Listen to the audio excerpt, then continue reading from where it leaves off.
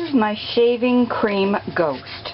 What you do is you squirt your shaving cream like that. You get a big pile of it. Then you take white glue and you add about a quarter of the amount of white glue.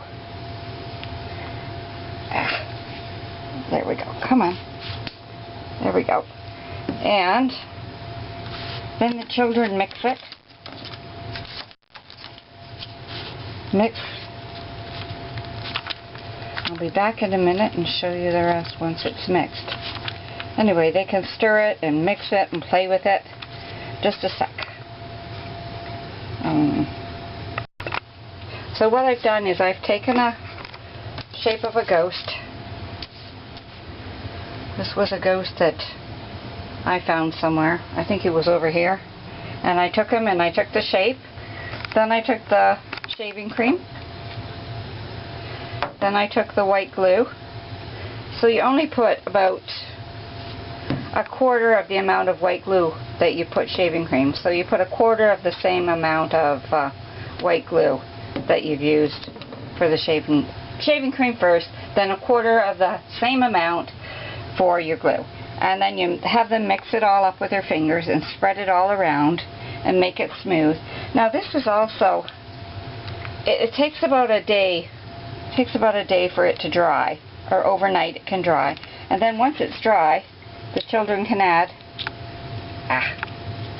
that one didn't work. Hold on. There. Whoops, that one didn't work either. Alright, hold on.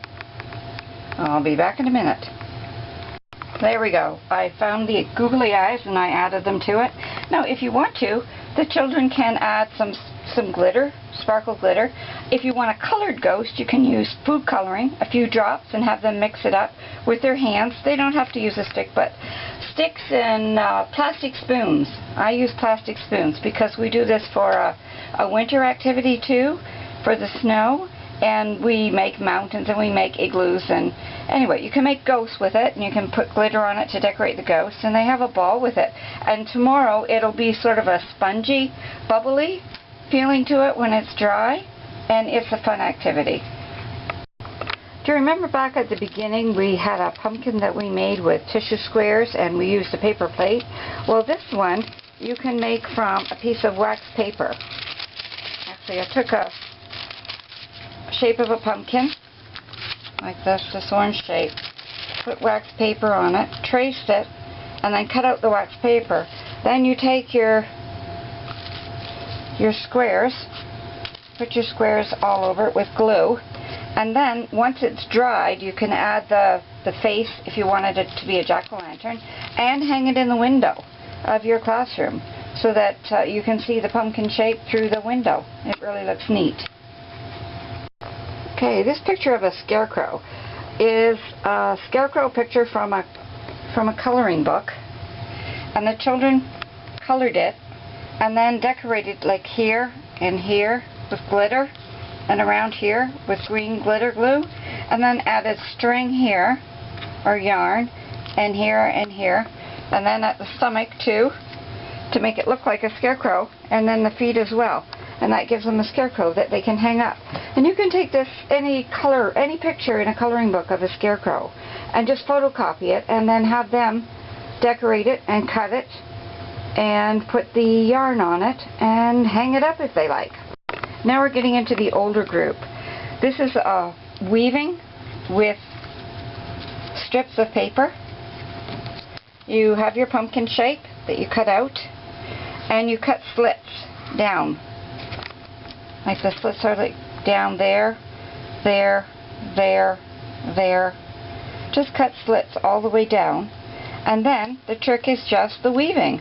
They put the yellow strip through, and then brown, and red, and purple, and yellow. They could even have put green through too. And then after you're finished with your weaving, you'll cut the edge of these strips off and make it a pumpkin that's been woven. This time, this is a green piece of shiny foil that was a Christmas decoration, you can take it, it's like a spiral. It's cut around. Just take a green piece of paper, cut around in circles, and just keep going around and around, giving a little margin. See how this has a little margin? It's about that thick before the next line, and then this one. And then once they've done that, and they've cut their spiral, they can take the foamies from the dollar store, and they can put them on the spiral. And when they hold it up, they'll have jack-o'-lanterns, ghosts, goblins, witches, cats, all hanging, and they can hang that up too. That's another idea. The next fun activity is a calendar jack-o'-lantern. And the jack-o'-lantern is your standard jack-o'-lantern, as you can see, with the construction paper, eyes, nose, and mouth. Also the accordion legs and the accordion arms. But there's something added to it.